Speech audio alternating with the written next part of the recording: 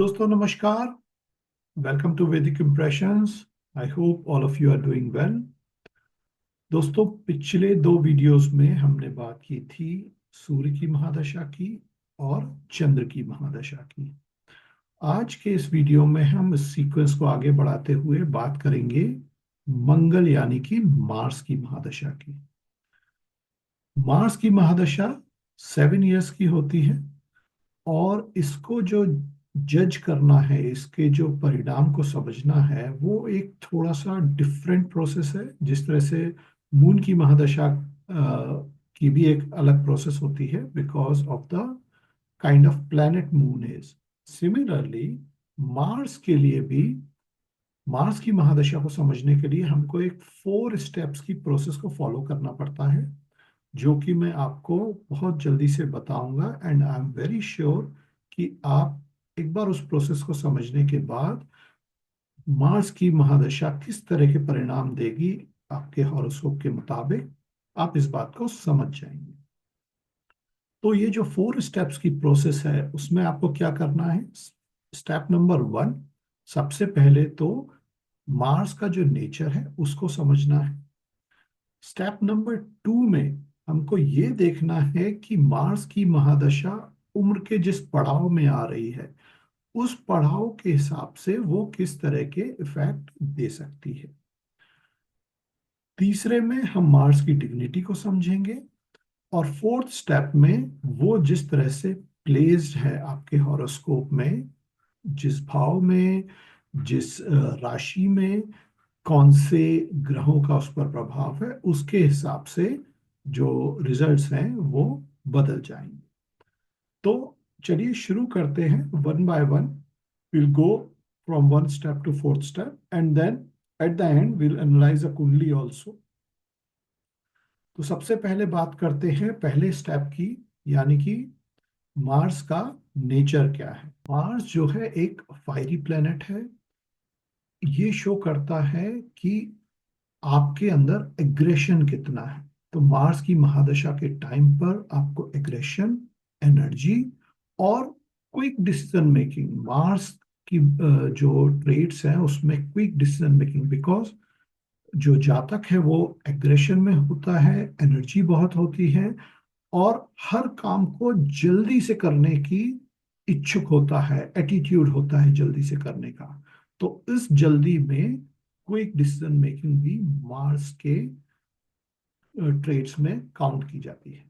यानी कि ये जो प्लैनेट है इसका जो इम्पैक्ट है पर्सनालिटी पर, वो एक सेनापति की तरह होता है। सेनापति किसी भी युद्ध में सबसे आगे एज अ लीडर चलता है और पूरी कमांडिंग ऑफिसर की तरह पूरी बैटल को कंट्रोल करता है। उसी तरह से मार्स भी एक योद्धा है, एक सेनापति है। मार्स जो है इसको हम मैथमेटिक्स से कनेक्ट करके देखते हैं कि जिनका मार्स अच्छा होता है उनकी मैथमेटिक्स पे पकड़ अच्छी होती है। मार्स को भूमि से कनेक्ट करके भी देखा जाता है और बॉडी में मार्स को ब्लड से कनेक्ट करते हैं।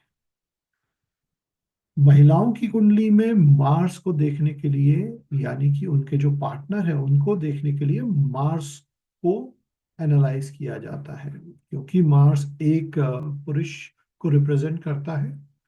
इसीलिए महिलाओं के लिए जब पार्टनरशिप की बात आती है तो मार्स को देखना जरूरी हो जाता है। आई नो कुछ लोग बोलेंगे कि नहीं, वो तो गुरु को देखते हैं। गुरु जरूर आपकी शादी का कारक है, पति का कारक है, पर जहां तक पार्टनरशिप की बात आती है, मार्स को मेल की तरह देखना चाहिए और वीनस को फीमेल की तरह। तो ये कुछ गुण होते हैं मार्स के। जब आप इस तरह से मार्स को समझेंगे उसके बाद जब हम नेक्स्ट स्टेप पर जाते हैं, that is step number 2, which is to identify कि वो उम्र के किस पड़ाव में आपके मार्स की महादशा आ रही है। देखिए, मार्स एक एनर्जी का प्लेनेट है, it is full of energy. तो अगर मार्स आपके शुरू के सालों में आती है, मान लीजिए कि जन्म के पहले 7 सालों में आती है, तो जो बच्चा होगा, जो 7 साल का बच्चा होगा, उसमें एनर्जी तो बहुत दिखाई देगी, लेकिन उसके अलावा मार्स का इतना यूज उस उम्र में नहीं होता है। पेरेंट्स के लिए मुश्किल हो सकता है, माँ बाप के लिए उस बच्चे को कंट्रोल करना मुश्किल हो सकता है, क्योंकि वो फुल ऑफ एनर्जी है। वो जैसे ही उसको मौका मिलेगा वो क्रॉल करने लगेगा, वो इधर उधर दौड़ेगा, और जब थोड़ा और बड़ा होगा तो रन करके इधर उधर घूमेगा, राइट। लेकिन अ, मैं बात कर रहा हूं कि जब अच्छे रिजल्ट या जो आगे के रिजल्ट्स देखने को मिलते हैं, क्योंकि मार्स फुल ऑफ एनर्जी है, तो अगर मार्स की महादशा 15 से 30 साल के बीच में आती है, जब जो जातक होता है वो फुल ऑफ यूथ होता है, जिसमें ऑलरेडी बहुत एनर्जी होती है, कुछ कर दिखाने का जज्बा होता है, लाइफ की को आगे के बारे में सोचने लगता है, उस समय अगर मार्स की महादशा आती है, तो वो एक बेस्ट पीरियड माना जाता है एनर्जी के पर्पस से। नाउ यहाँ पे देखने वाली बात यह है कि अगर मार्स अच्छा बैठा है, तब तो ये आपको एक सही दिशा में ले जाएगा, और आपके जो 15 से 30 साल की उम्र में जब ये दशा आ रही है, तो आपकी आपके जो एफर्ट हैं, जो आपके रिस्क लेने की कैपेबिलिटी है, वो बहुत बढ़ा देगा। नाउ स्टेप नंबर 2 में जब हम उम्र की बात कर रहे हैं, अगर वो यंग एज में मार्स की महादशा आती है, तो ये यंग एज ऐसी होती है जिसमें आप कुछ कर दिखाने के लिए आतुर होते हैं, और उस कर दिखाने के चक्कर में आप डिसीजन मेकिंग क्विक करते हैं। तो अगर आपका मार्स अच्छा है, तो आप सही डायरेक्शन में जाएंगे और क्विक डिसीजन मेकिंग करेंगे। लेकिन वहीं कहीं अगर आपका मार्स अच्छा नहीं बैठा है, तो हो सकता है आपकी जो एनर्जी है वो गलत डायरेक्शन में लगने लगे, और उससे बचने के लिए डेफिनेटली कुछ ना कुछ उपाय करने चाहिए। इसी तरह से क्विक डिसीजन मेकिंग अच्छी भी हो सकती है, बुरी भी। इसे इसको समझना बहुत जरूरी है कि मार्स की महादशा किस एज में आ रही है। 15 to 30 की एज में it can go any direction, it is very vulnerable stage. So if Mars की महादशा उस स्टेज में आ रही है, तो उस मार्स की एनर्जी को चैनलाइज करना बहुत जरूरी हो जाता है। अगर 30 से 45 के एज में मार्स की महादशा आ रही है, तो ये वो साल हैं जब आप अपने कैरियर को सेटल करने में लगे होते हैं। आप आगे की जो लाइफ है उसको एक क्या बोलते हैं, सेटलमेंट की तरफ ले जाते हैं, या आप अपने ग्रोथ को, मतलब आप अपने कैरियर की एक टाइम होता है जब आप पीक पे पहुंचते हैं, वो शायद ये समय होता है 30 से 45 साल का। और उस समय अगर मार्स की महादशा आती है, तो ये बहुत फायदेमंद हो सकती है, क्योंकि मार्स की एनर्जी आपको आपके कैरियर के पर्सपेक्टिव से, आपके कैरियर की ग्रोथ के पर्सपेक्टिव से बहुत सपोर्ट कर सकती है। 45 के बाद अगर मार्स की महादशा आती है, तो देखिए वो साल हैं, 45 से 60 की मैं बात कर रहा हूँ, ये वो साल हैं जब आप शायद अपने करियर का पीक देख चुके होते हैं। इन जनरल मैं बात कर रहा हूँ, कई लोग ऐसे होते हैं जिनके करियर का पीक बाद में भी आता है, but I am talking on an average. Normally जो होता है उसमें 45 से 60 का वो समय होता है जब आप काइंड ऑफ सेटल्ड हो चुके होते हैं, या आप लुकिंग फॉरवर्ड होते हैं कि भाई मेरे को अब सेटल होना है। तो उस टाइम मार्स की महादशा ठीक है, बट मे बी आप शायद इतने एनर्जेटिक ना हो जितना उस टाइम जरूरत हो। इस एज में मार्स का जो एक फायदा होता है वो होता है, क्योंकि मार्स भूमि का कारक है, और ये वो समय है जब यूजुअली लोग एक कैरियर में कैरियर की एक स्टेज पार करने के बाद सोचने लगते हैं कि भाई एक अपना अपना घर होना चाहिए। तो मार्स भूमि का कारक होने के वजह से 45 से 60 साल की जो एज है, उस टाइम ये डेफिनेटली आपको प्रॉपर्टी के लिए फेवरेबल होता है। अगर वही महिलाओं की बात करें, जैसा मैंने कहा था कि मार्स जो है पुरुष का कारक है, महिलाओं की कुंडली में पार्टनरशिप के लिए मार्स को भी देखना चाहिए। तो जो एज ग्रुप है, जब आप पार्टनरशिप के लिए देखते हैं, यानी कि मान लीजिए ऑन एन एवरेज 25 साल से 35 साल की जो एज होती है, उस टाइम मार्स की महादशा आती है, तो डेफिनेटली आपकी लाइफ में पार्टनर का रोल इम्पोर्टेंट हो जाता है। आप डेफिनेटली देखेंगे कि आपकी लाइफ में पार्टनरशिप के की अपॉर्चुनिटीज या आपकी मैरिज होना, वो उस टाइम पे काफी प्रोमिनेंट हो जाता है। 60 के बाद की उम्र में मार्स की महादशा आना को इतना जैसे कि 0 से 7 में आना या 0 से 15 में आना इतना इम्पोर्टेंट नहीं रह जाता। इसी तरह से 60 के बाद मार्स की एनर्जी को जिंदगी में आना शायद इतना इम्पोर्टेंट नहीं है, but of course every horoscope differs. So you can you can analyze the results of course, but वो एक उम्र का पड़ाव है जब मार्स की जो एनर्जी है उसका इतना यूटिलाइजेशन नहीं होता। मार्स को क्योंकि ब्लड से रिलेट करके देखा जाता है, तो जब भी कभी आगे हम इस बारे में बात करेंगे, मार्स का कनेक्शन किसी उम्र के किसी भी पड़ाव में मार्स का कनेक्शन 6th हाउस से हो रहा है, तो देखना चाहिए कि कहीं डिजीज ब्लड से रिलेटेड ना हो। स्टेप नंबर 3 में हम चले तो हम बात करेंगे कि मार्स की डिग्निटी क्या होनी चाहिए, कौन सी डिग्निटी में मार्स अच्छे रिजल्ट्स देता है। तो देखिए, एक बात समझ लीजिए कि मार्स किन लगन के लिए अच्छा प्लेनेट माना जाता है।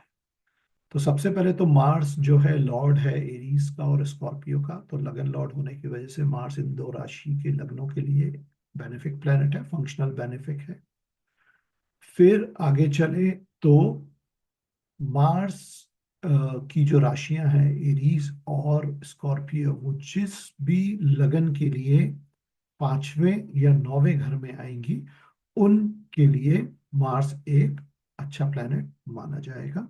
तो वो राशियां कौन कौन सी हैं? वो है जुपिटर की राशि यानी कि सेजिटेरियस एंड पाइसिस, और जो उसके दूसरे दो मित्र हैं सूर्य और चंद्रमा, इन दोनों लग्नों के लिए और भी मार्स जो है एक बेनिफिक फंक्शनल बेनिफिक प्लैनेट माना जाता है। तो भले ही मार्स की पोजीशन अच्छी ना बैठी हो, लेकिन इन राशि के लग्नों के लिए मार्स के जो परिणाम हैं वो पॉजिटिव होते हैं। नेगेटिव टेम्परली हो सकते हैं because of malefic nature of Mars, but because functional benefic होता है मार्स इन 6 लग्नों के लिए। एक बार मैं फिर बोल देता हूँ, ये 6 लग्न है Aries and Scorpio, Sagittarian and Pisces, Leo and cancer. ये 6 लग्न हैं जिनके लिए मार्स जो है एक बेनिफिक प्लेनेट की तरह काम करता है। मार्स अगर एग्जॉल्टेड है, मार्स अगर स्वराशि का बैठा है यानी कि एरीज या स्कॉर्पियो में ही बैठा है, एग्जॉल्टेड होता है मार्स कैप्रिकॉर्न राशि में, या मार्स अपने मित्र की राशि यानी कि सेजिटेरियस, पाइसिस और लियो एंड कर्क, कैंसर, इनमें मार्स की डिग्निटी को अच्छा माना गया है। तो ये तो हुआ स्टेप नंबर 3। और स्टेप नंबर 4 में आपको देखना होगा कि मार्स का प्लेसमेंट आपकी राशि में कैसा है।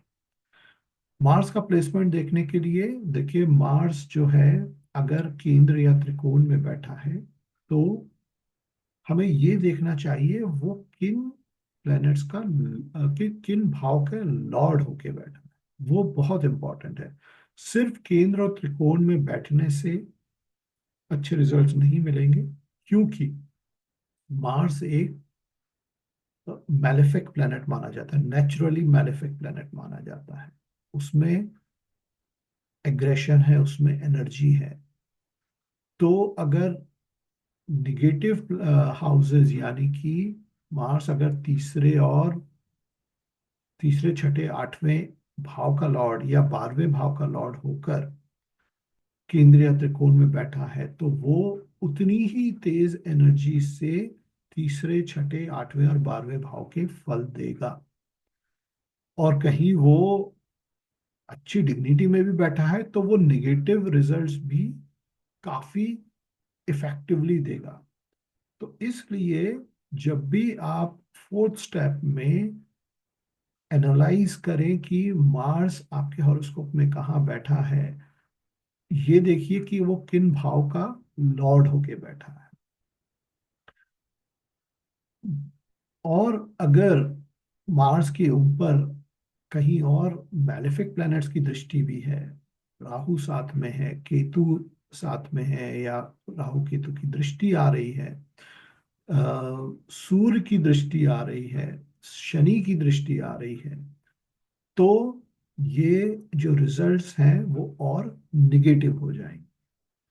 वहीं अगर बृहस्पति की दृष्टि आ रही है, वो जो है कैपेबिलिटी रखती है मार्स को कंट्रोल करने की। बृहस्पति की दृष्टि बहुत इंपॉर्टेंट है, या बृहस्पति साथ में बैठ जाए तो बहुत इंपॉर्टेंट है किसी भी तरह के इल इफेक्ट को कम करने के लिए। मरकरी वीनस दो बेनिफिक प्लैनेट हैं, बट मार्स उनका परम दुश्मन माना जाता है। इस वजह से जो अ, दृष्टि है या जो साथ है मरकरी और वीनस का, वो मार्स के संदर्भ में इतना अच्छा नहीं माना जाए। तो दोस्तों, ये कोई 4 स्टेप्स हैं जिसमें कि आपको समझना होगा कि मार्स की महादशा आपको किस तरह के परिणाम देगी।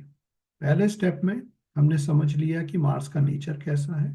एग्रेसिव है, क्विक डिसीजन मेकिंग करता है, एग्रेशन और एनर्जी होने की वजह से लड़ने को तैयार रहता है।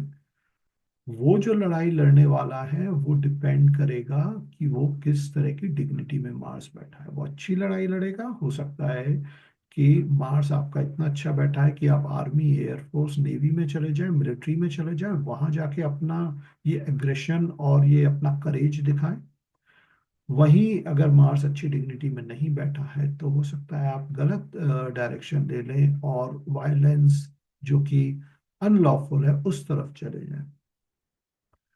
वहीं कहीं आपका मार्स अगर 6th भाव से कनेक्ट हो रहा है और अच्छा भी नहीं बैठा है, बैड प्लैनेट्स के इन्फ्लुएंस के साथ बैठा है, तो फिर आपको ये बीमारी की तरफ भी ले जा सकता है, वो भी ब्लड रिलेटेड बीमारी। तो इस बात का हमको ध्यान रखना चाहिए। सेकंड स्टेप में आप जरूर देखिए कि वो किस आयु में आ रहा है। वो बहुत इंपॉर्टेंट है कि आपके लिए जो मार्स की एनर्जी है वो अ, उस आयु में कितनी यूजफुल है, वो आपको किस तरह के रिजल्ट्स दे सकती है। मार्स को के कनेक्शन के बिना प्रॉपर्टी की ओनरशिप पॉसिबल नहीं है। तो जब तक मार्स कनेक्ट नहीं होगा वो आपको नहीं मिलेगी, तो उसका ध्यान रखिए। और जैसा मैंने कहा, डिग्निटी और पोजीशनिंग देखते हुए ही हमको मार्स के रिजल्ट्स को समझना चाहिए। आइए एक एग्जाम्पल चार्ट से समझते हैं कि मार्स को कैसे, मार्स की महादशा को कैसे एनालाइज करना चाहिए। I hope you can see my screen, I am showing you a chart. देखिए, जो चार्ट है आप देख सकते हैं, ये महेंद्र सिंह धोनी का चार्ट है। महेंद्र सिंह धोनी का जन्म हुआ था जुलाई 7, 1981 को रांची में सुबह 11:15 बजे। और अगर आप देखें तो उनकी जो कुंडली बनती है वो कन्या लगन की बनती है, और मार्स कन्या लगन के लिए एक अच्छा प्लेनेट नहीं माना जाता। तो मार्स यहाँ नेचुरली मैलेफिक भी है और फंक्शनली भी मैलेफिक है। मार्स है जो एक पॉजिटिव साइड होती है यहाँ मार्स की, कन्या लगन की कुंडली वालों के लिए, कि मार्स जो है 3rd हाउस का लॉर्ड बनता है। और 3rd हाउस के लॉर्ड के लिए अम, जो एक करेज का हाउस माना जाता है, रिस्क टेकिंग एबिलिटी का हाउस माना जाता है, इसको विक्रम भाव भी बोलते हैं। तो कन्या लगन की कुंडली वालों के लिए जो तीसरे भाव का लॉर्ड मार्स बनता है। और देखिए इनकी कुंडली में जो मार्स है वो भाग्य के भाव में बैठकर करेज के भाव को देख रहा है। तो दो मार्स जो है इनके लिए बेनिफिट प्लैनेट नहीं है, लेकिन फिर भी देखिए कि उनकी जो एनर्जी है वो किस तरह से चैनलाइज हुई। इनकी कुंडली में, इनकी कुंडली के हिसाब से जो मार्स की महादशा थी वो आई है 1995 से 2002 तक, 7 इयर्स, राइट। 1995 यानी इनका जन्म 1981 का, तो ये जब 14 साल के थे, 14 से 21 साल की उम्र में इनकी मार्स की महादशा आती है। इनका जो है तीसरा भाव करेज का और सेल्फ एफर्ट का और रिस्क टेकिंग कैपेबिलिटी का एक्टिवेट होता है, supported by Mars itself, right. Mars देख रहा है और राहु जो है 11वें भाव गेन के भाव से बैठ के फिर तीसरे भाव को देख रहा है। एक चीज और नोट कीजिए कि ये जो मार्स की डिग्री यहाँ पर है ये 28 डिग्री है, और जो लग्नेश है मरकरी वो 10वें भाव में 3 डिग्री पे बैठा है। तो ये क्लोज कंजक्शन है, जबकि राशि डिफरेंट है, पर ये 5 डिग्री के अंतर पे बैठे हैं। और अगर आप चलित चार्ट में जाएंगे तो देखेंगे कि मार्स एक्चुअली में दशम भाव में ही मूव हो जाता है, क्योंकि जो लगन की डिग्री है वो 12 डिग्री है और मार्स 28 का है। तो मार्स यहाँ लग्नेश को कनेक्ट करके लगन पे भी देख रहा है, और साथ साथ अपने भाव विक्रम भाव यानी तीसरे भाव को भी देख रहा है। तो जो महेंद्र सिंह धोनी के कैरियर में जो 14 से 21 साल का समय था, ये वो समय था जब उन्होंने फर्स्ट क्लास क्रिकेट के लिए खेलना शुरू किया। उनको उनका ये जो क्रिकेट का जो कैरियर है वो जो बिल्ड हुआ वो इसी उम्र में हुआ। इस टाइम जो मार्स की एनर्जी थी वो एक्सट्रीम पर थी, जिसकी वजह से उनको एक अपने आप को एक establish player first class cricket में एस्टेब्लिश करने में सहायता मिली। रणजी ट्रॉफी का डेब्यूट हुआ, और जो भी इंडिया में अंदर ट्रॉफीज होती हैं उसका उन्होंने अपना डेब्यू किया और सेटल किया।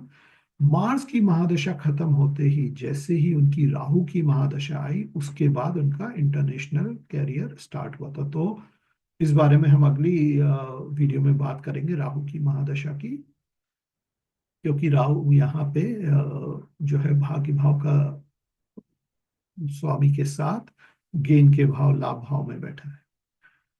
तो देखिए कि यहाँ पे मार्स अच्छा प्लेनेट ना होते हुए भी महेंद्र सिंह धोनी की कुंडली में उन्होंने उस, क्योंकि वो एक ऐसे उम्र के पड़ाव पर ये मार्स की महादशा आई, और उसका प्लेसमेंट इस तरह का था कि वो विक्रम भाव से कनेक्ट हुआ, भाग्य भाव से कनेक्ट हुआ, तो इनको मार्स ने सफलता दिलाई। तो दोस्तों ये एक छोटा सा वीडियो है मार्स की महादशा को समझने के लिए। आशा करता हूँ आपको मैं समझा पाया।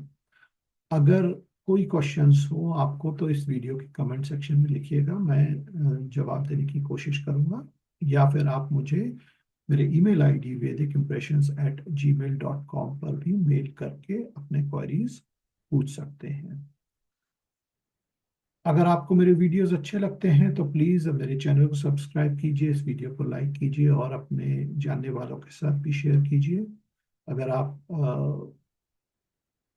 एस्ट्रोलॉजी सीखना चाहते हो तो आप मेरी वेबसाइट vedicimpressions.com पर जा सकते हैं, या आप आपके जो भी क्वेरीज हैं आप मेरे किसी भी वीडियो के कमेंट में लिखकर या मुझे ईमेल करके भी पूछ सकते हैं। मेरा ईमेल है वंस अगेन vedicimpressions@gmail.com। मैं मिलूंगा आपको अगले वीडियो में। हम बात करेंगे अगले वीडियो में राहु की महादशा की। तब तक के लिए अपना ध्यान रखिए, मिलते हैं नेक्स्ट वीडियो। नमस्ते।